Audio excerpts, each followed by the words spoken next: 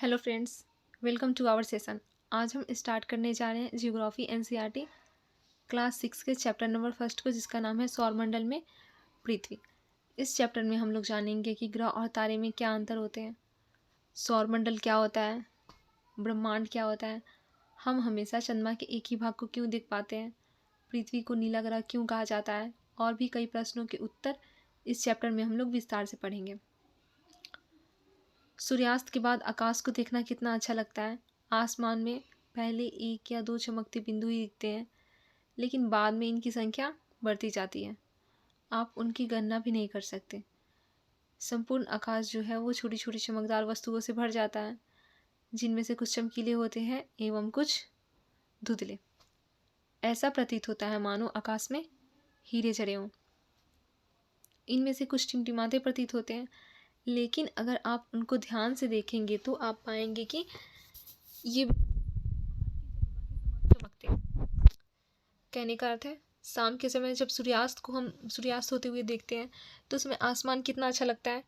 आसमान में पहले एक बिंदु आते हैं, फिर दो बिंदु आते हैं, फिर देखते ही देखते पूरा आकाश भर जाता है और उन वस्तुओं की संख्या इतनी ज़्यादा बढ़ जाती है कि हम उनकी गणना भी नहीं कर पाते हैं, और पूरी आकाश जो है वो छोटी छोटी चमकदार वस्तुओं से भर जाता है, जिनमें से कुछ चमकीले होते हैं तथा कुछ धुंधले होते हैं।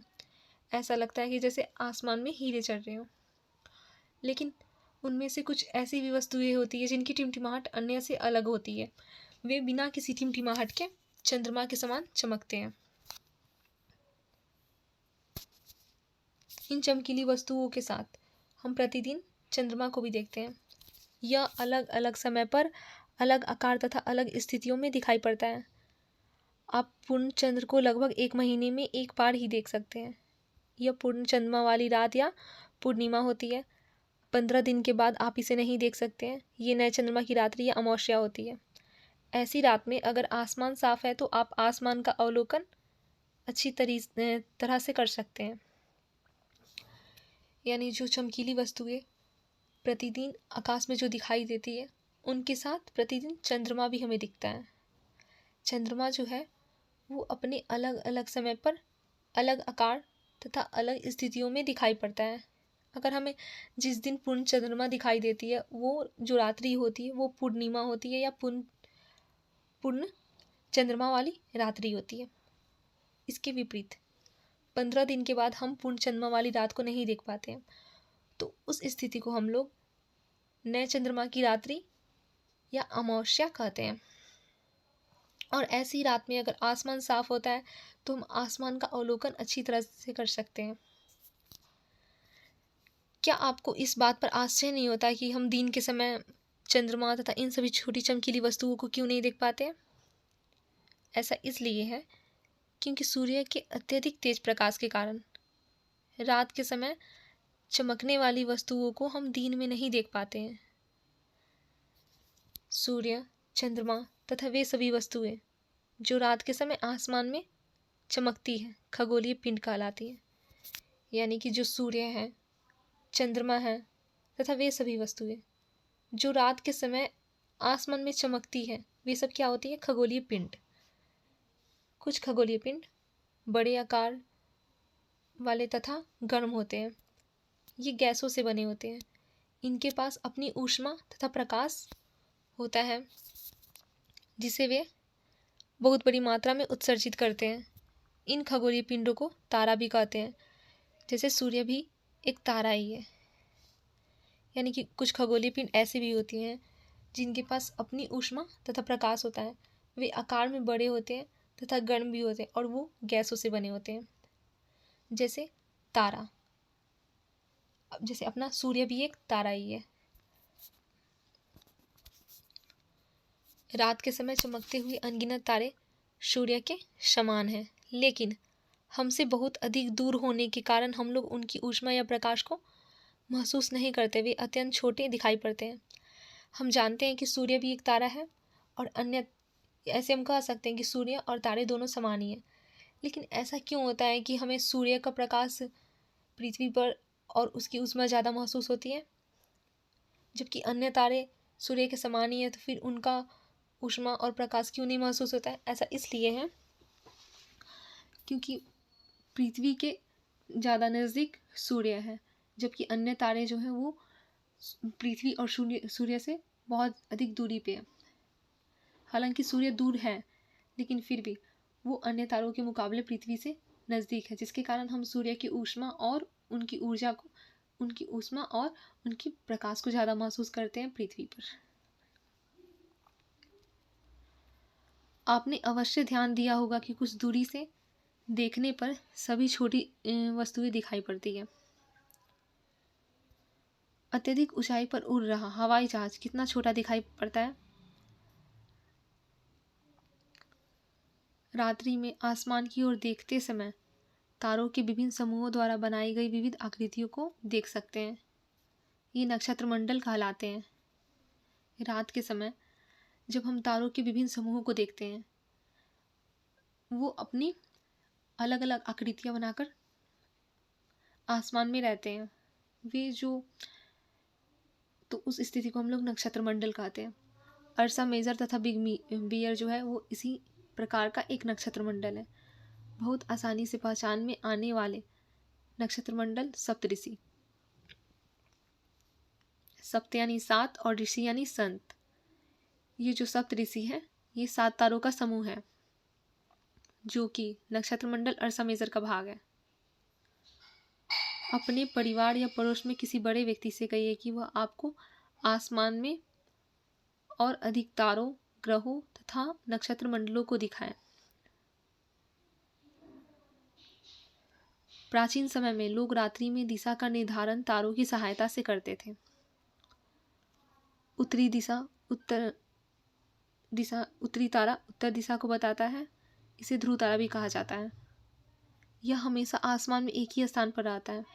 हम सप्तऋषि की सहायता से ध्रुव तारे की स्थिति को जान सकते हैं।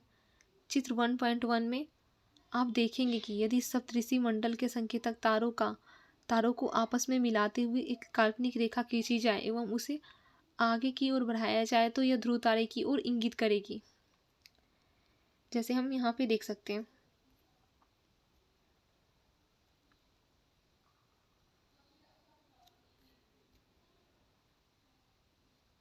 ये जो है ये सप्तऋषि तारे हैं, जिनकी सहायता से हम यहाँ पे ध्रुव तारे को देख सकते हैं।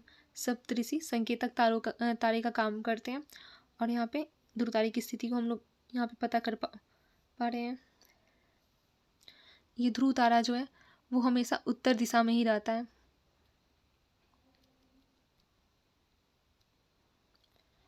होता था कि पुराने ज़माने में रात के समय जब लोगों को दिशा का पता लगाने में कठिनाई होती थी तो लोग उत्तर दिशा में देखते थे, क्योंकि उत्तर दिशा में जो ध्रुव तारा है वो हमेशा एक ही स्थान पे रहता था, जिसकी मदद से लोग अन्य दिशाओं का भी पता लगा पाते थे।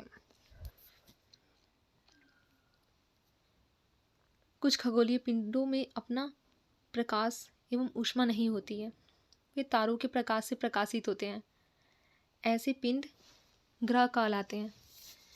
ग्रह, जिसे अंग्रेजी में प्लैनेट कहते हैं, ग्रीक भाषा के प्लेनेटाई शब्द से बना है, जिसका अर्थ होता है परिभ्रमक, अर्थात चारों ओर घूमने वाले। यानी जो ग्रह होते हैं, ग्रह के पास ना ही अपनी ऊष्मा होती है, ना ही अपनी प्रकाश होती है। ग्रह जो है वो तारों के प्रकाश से प्रकाशित होते हैं। ग्रह को इंग्लिश में प्लैनेट कहते हैं। ग्रीक भाषा के प्लेनेटाई शब्द से बना है, जिसका अर्थ है परिभ्रमक, अर्थात चारों ओर घूमने वाले। पृथ्वी, जिस पर हम रहते हैं, यह एक ग्रह है। यह अपना संपूर्ण प्रकाश एवं ऊष्मा सूर्य से प्राप्त करती है, जो पृथ्वी के सबसे नज़दीक का तारा है। पृथ्वी को बहुत अधिक दूरी से, जैसे चंद्रमा से देखने पर यह चंद्रमा की तरह चमकती हुई प्रतीत होगी। यानी जैसे पृथ्वी भी एक ग्रह ही है, जैसे पृथ्वी के पास ना ही अपनी ऊष्मा है और ना ही अपनी प्रकाश है। पृथ्वी सूर्य के प्रकाश से प्रकाशित होती है। ऐसे जो पृथ्वी के सबसे नज़दीक का तारा है वो सूर्य है। पृथ्वी को अगर हम बहुत अधिक दूरी से देखते हैं, जैसे चंद्रमा से देखते हैं, तो चंद्रमा पर से अगर हम पृथ्वी को देखेंगे तो यह चंद्रमा की तरह ही चमकती हुई प्रतीत होगी। कुछ रोचक तथ्य। बृहस्पति, शनि तथा यूरेनस के चारों ओर छल्ले हैं। ये छल्ले विभिन्न पदार्थों के असंख्य छोटे छोटे पिंडों से बनी पट्टियां हैं। पृथ्वी से इन छल्लों को शक्तिशाली दूरबीन की सहायता से देखा जा सकता है।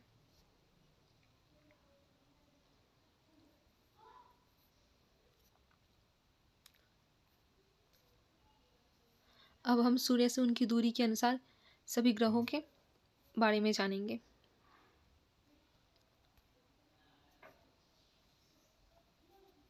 सबसे पहले हम बात करते हैं बुध की। सूर्य के सबसे नज़दीक जो ग्रह है उसे हम बुध कहते हैं। यह सूर्य के चारों ओर एक परिक्रमण करने में 88 दिन का समय लेती है। वहीं अपने अक्ष पर 59 दिन का शुक्र जो है वो सूर्य के चारों ओर एक परिक्रमण करने में 255 दिन का समय लेता है। वहीं अपने अक्ष पर 243 दिन का समय लेता है। उसके बाद पृथ्वी जो है सूर्य के चारों ओर एक परिक्रमण करने में 365 दिन 6 घंटे का समय लेती है और अपने अक्ष पर घूर्णन करने में 1 दिन का समय लेती है और इस पर चंद्रमा की संख्या 1 होता है। उसके बाद मंगल जो है वो सूर्य के चारों ओर एक परिक्रमण करने में 687 दिन का समय लेता है। वहीं अपने अक्ष पर घूर्णन करने में 1 दिन का समय लेता है और इस पे चंद्रमा की संख्या 2 होती है। यानी बुध, शुक्र, पृथ्वी, मंगल ये सभी आंतरिक ग्रह कहलाते हैं। आंतरिक ग्रह जो होते हैं वो सूर्य के बहुत नज़दीक होते हैं। ये चट्टानों से बने होते हैं। अब यहाँ पे बाह्य ग्रह के बारे में बात करेंगे। बृहस्पति जो है वो सूर्य के चारों ओर एक परिक्रमण करने में 11 साल 11 महीने का समय लगाता है, लगभग 12 साल का। अपने अक्ष पर घूर्णन करने में यह 9 घंटे 56 मिनट का समय लगाता है। बृहस्पति पर चंद्रमा की संख्या लगभग 53 होती है। अब शनि सूर्य के चारों ओर एक परिक्रमण करने में 29 साल 5 महीने का समय लगाता है। वहीं अपने अक्ष पर 10 घंटे 40 मिनट का समय लेता है। इस पर चंद्रमा की संख्या लगभग 53 होती है। हम बात करते हैं यूरेनस यानी अरुण की। अरुण जो है वो सूर्य के चारों ओर एक परिक्रमण करने में 84 साल का समय लेता है।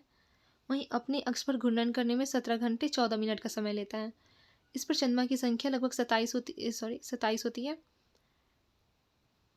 नेपच्यून यानी वरुण जो है वो सूर्य के चारों ओर एक परिक्रमण करने में 164 साल का समय लेता है। वहीं अपने अक्ष पर घूर्णन करने में 16 घंटे 7 मिनट का समय लेता है। इस पर चंद्रमा की संख्या 13 होती है। बृहस्पति, शनि, यूरेनस, नेपच्यून ये सभी बाह्य ग्रह कहलाते हैं। सूर्य से बहुत दूर तथा बहुत बड़े आकार के हैं। ये गैस तथा तरल पदार्थों से बने होते हैं।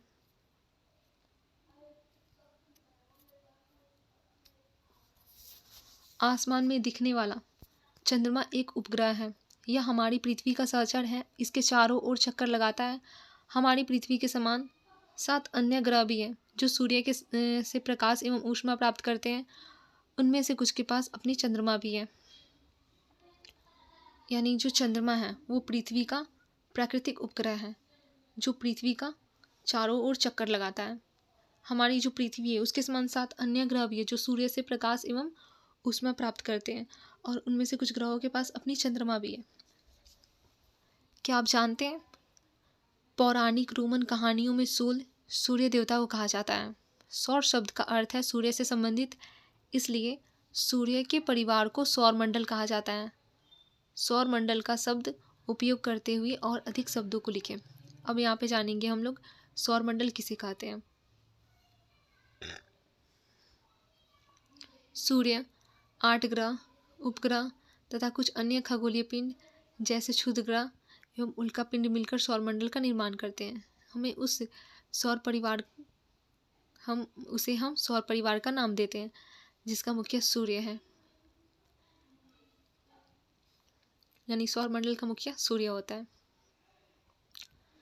अब यहाँ पे हम शब्दों की उत्पत्ति के बारे में जानेंगे। ऐसे बहुत से शब्द जिनका उपयोग हम एक भाषा में करते हैं अक्सर वे दूसरी भाषाओं से लिए गए शब्द हो सकते हैं। उदाहरण के लिए जियोग्राफी एक अंग्रेजी शब्द है। यह ग्रीक भाषा से लिया गया है जिसका अर्थ है पृथ्वी का विवरण। यह दो ग्रीक शब्दों से मिलकर बना है, जिनमें जी शब्द का अर्थ है पृथ्वी एवं ग्राफिया का अर्थ है लिखना। आइए पृथ्वी के संबंध में और अधिक जानें।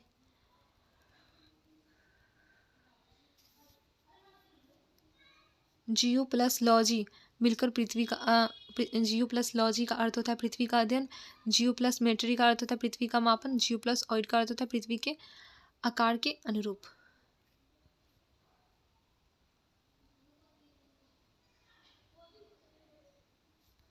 अब यहाँ पे हम सूर्य के बारे में जानेंगे। सूर्य सौर मंडल के केंद्र में स्थित होता है। यह बहुत बड़ा एवं अत्यधिक गर्म गैसों से बना है। इसका खिंचाव बल इससे सौर मंडल को बांधे रखता है। सूर्य सौर मंडल के लिए प्रकाश एवं ऊष्मा का एकमात्र स्रोत है, लेकिन हम इसकी अत्यधिक तेज ऊष्मा को महसूस नहीं करते, क्योंकि सबसे नज़दीक का तारा होने के बावजूद यह हमसे काफ़ी दूर है। सूर्य पृथ्वी से लगभग 15 करोड़ किलोमीटर दूर है। सौर मंडल के केंद्र में सूर्य स्थित होता है और ये गर्म गैसों से बना होता है और ये बहुत बड़ा होता है, और इसका जो खिंचाव बल है इसे सौर मंडल को बांधे रखता है।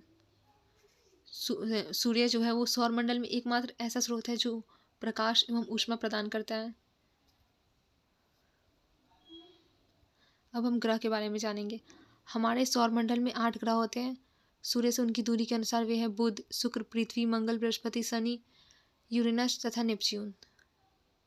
सूर्य से उनकी दूरी के अनुसार ग्रहों के नाम याद रखने के कुछ आसान तरीके हैं, जैसे my very efficient mother just serve us nuts.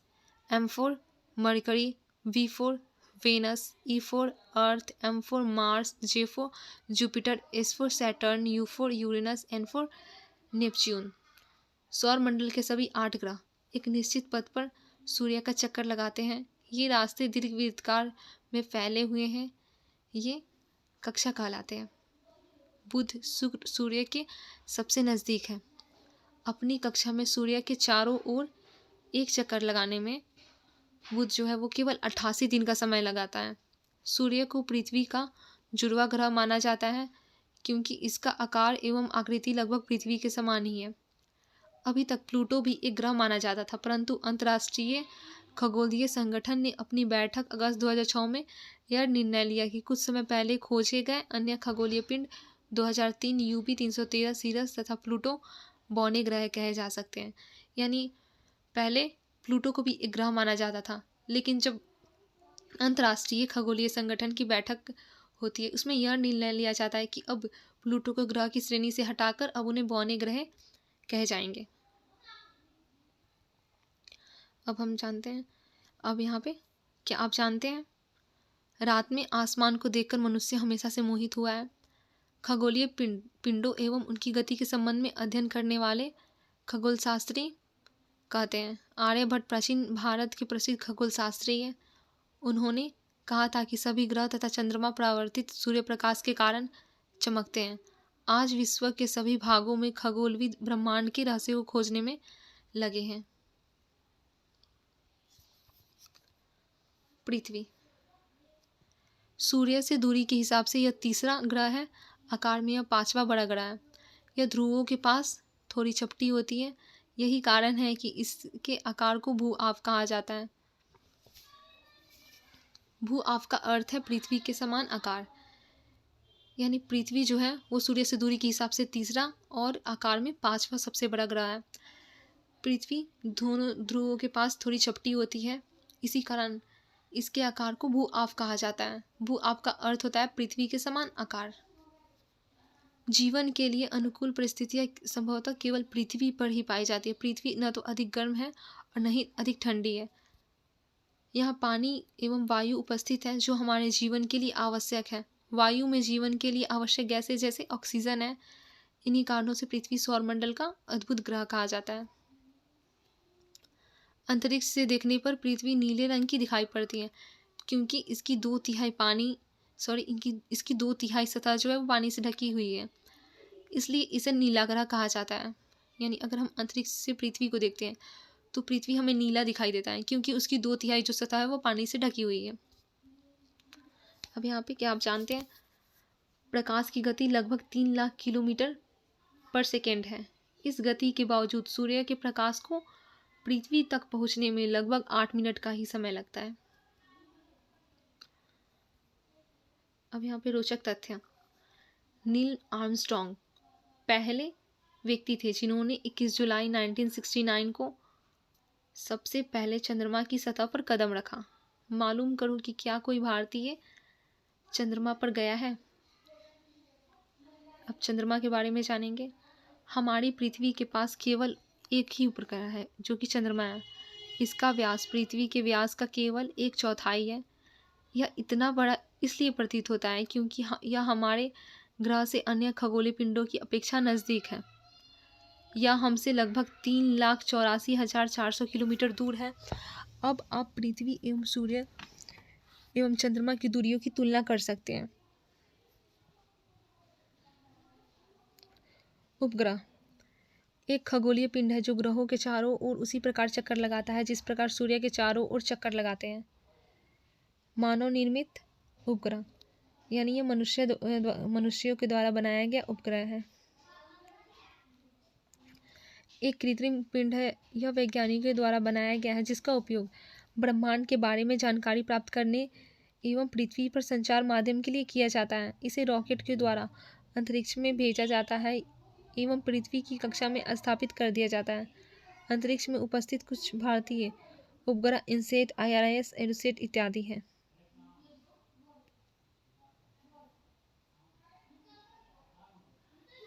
चंद्रमा पृथ्वी का एक चक्कर लगभग 27 दिन में पूरा करता है। लगभग इतने समय में यह अपने अक्ष पर चक्कर भी पूरा कर लेता है, एक चक्कर भी पूरा कर लेता है। इसके परिणाम स्वरूप पृथ्वी से हमें केवल चंद्रमा का एक ही भाग दिखाई पड़ता है। यानी चंद्रमा जो है वो पृथ्वी का चक्कर लगाने में 27 दिन पूरा करता है। इतने ही समय में वो अपने अक्ष का एक चक्कर भी पूरा कर लेता है। इसीलिए पृथ्वी से हमें चंद्रमा का केवल एक ही भाग दिखाई पड़ता है क्योंकि वो पृथ्वी का चक्कर लगाता है। इसलिए चंद्रमा की परिस्थितियाँ जीवन के लिए अनुकूल नहीं है। यहाँ न पानी है और न ही वायु है। इसकी सतह पर पर्वत, मैदान एवं गड्ढे हैं जो चंद्रमा की सतह पर छाया बनाते हैं। पूर्णिमा के दिन चंद्रमा पर इनकी छाया को देखा जा सकता है। अब क्षुद्र ग्रह की बात करें, तारों, ग्रहों एवं उपग्रहों के अतिरिक्त असंख्य छोटे छोटे पिंड भी सूर्य के चारों ओर चक्कर लगाते हैं। इन पिंडों को क्षुद्र ग्रह कहते हैं। ये मंगल तथा बृहस्पति के कक्षाओं के बीच पाए जाते हैं। वैज्ञानिकों के अनुसार क्षुद्र ग्रह ग्रहों के ही भाग होते हैं जो कि बहुत वर्ष पहले विस्फोट के बाद ग्रहों से टूटकर अलग हो गए। यानी क्षुद्र ग्रह जो होते हैं वो तारों, ग्रहों और उपग्रहों के अलावा असंख्य छोटे छोटे पिंड भी सूर्य के चारों ओर चक्कर लगाते हैं। कहा जाता है कि बहुत पहले विस्फोट के कारण ग्रहों के ही कुछ भाग टूटकर अलग हो गए जो कि मंगल और बृहस्पति की कक्षाओं में सूर्य के चक्कर लगाने लगे।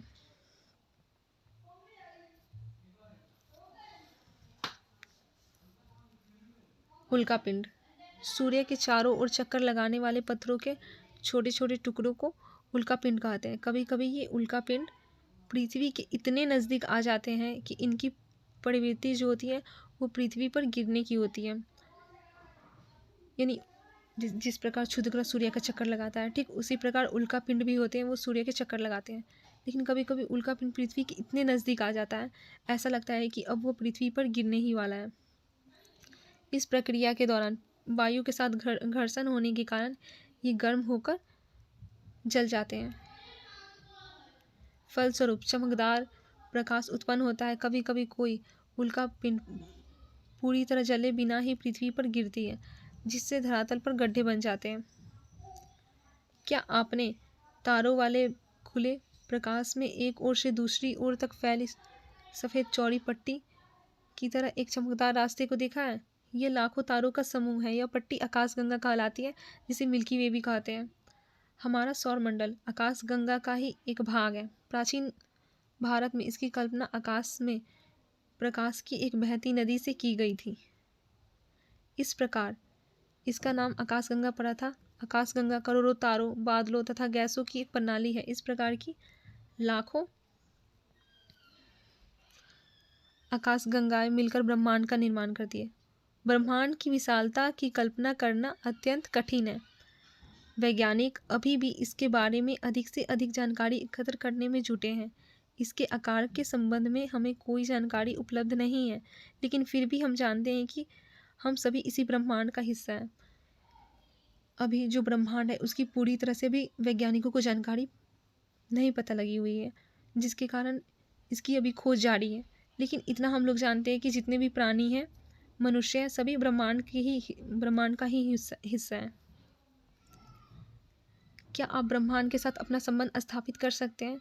आप पृथ्वी पर हैं तथा पृथ्वी सौरमंडल का भाग है। हमारा सौरमंडल आकाशगंगा मिल्की वे का भाग है, जो ब्रह्मांड का हिस्सा है। ब्रह्मांड से जुड़े इस तथ्य पर विचार कीजिए कि इसमें लाखों आकाशगंगाएं मौजूद है। इस चित्र में आपका स्थान कहाँ है?